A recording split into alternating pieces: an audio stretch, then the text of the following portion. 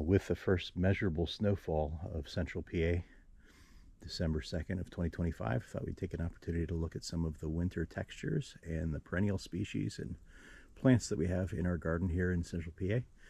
First thing we wanted to look at was just above this stone wall, a little bit of our decor up for Christmas. But in this stone wall area here, we've got some allium. It's the Millennium variety because we weren't able to source Summer Beauty. But we've got some winter pot texture. The allium is holding on top of what we always sort of think of as a Dr. Seuss kind of look, a little bit of a palm for the allium.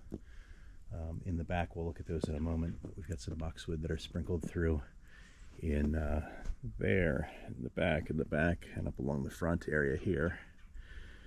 And we'll come back to that thought in a moment. The thing I wanted to look at here was how devoid a landscape can be if you don't have any evergreen shrubs mixed into it.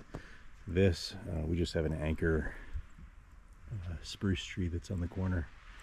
But everything across this border through the summertime is roses, perennials, layered perennials, a few viburnum, and we've got a few calamintha and extra allium in the front. And this bedline pretty much just disappears and becomes nothing. We chop the perennials down, but when you don't have evergreen species, it's kind of bordered here in the end by a forsythia. When you don't have some of those evergreen species in here, what you're left with is being forced to rely on the perennial texture for some interest through the winter time. So if we look back through over here and we contrast that, you'll kind of see some of the same species, right? We've got the allium. We've got some Amsonia in the background that's still holding up in its texture. We've cut back some of the perennials, and then some things are just covered, right? Like the phlox that's down below.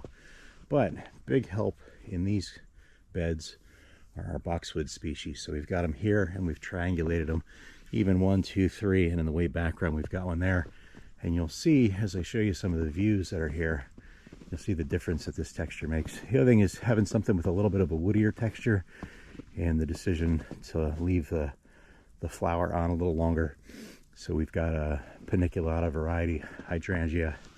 So we work our way over to the fire pit area. Again, you can kind of see some of the perennials we've left up. There's calamintha, nepeta. We've got a boxwood here in the corner. We've cut down the ornamental grass in the back because it was getting pretty messy, but we did decide to go with a big boxwood in the background.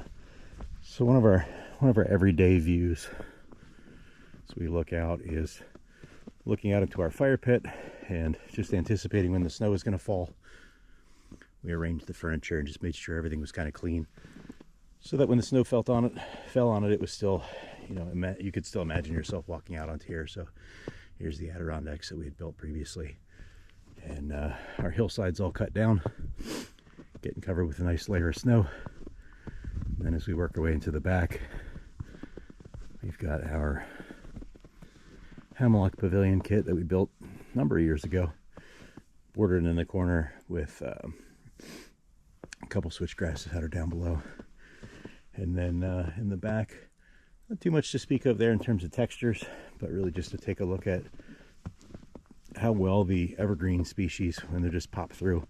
You know, a lot of times when people are trying to develop a planting plan, they're just looking for the smaller plants to go through and things that are lighter, but really don't want to discount the impact that the evergreens have just in terms of winter texture. And on a day like today, keeping a bed from looking just too barren and open.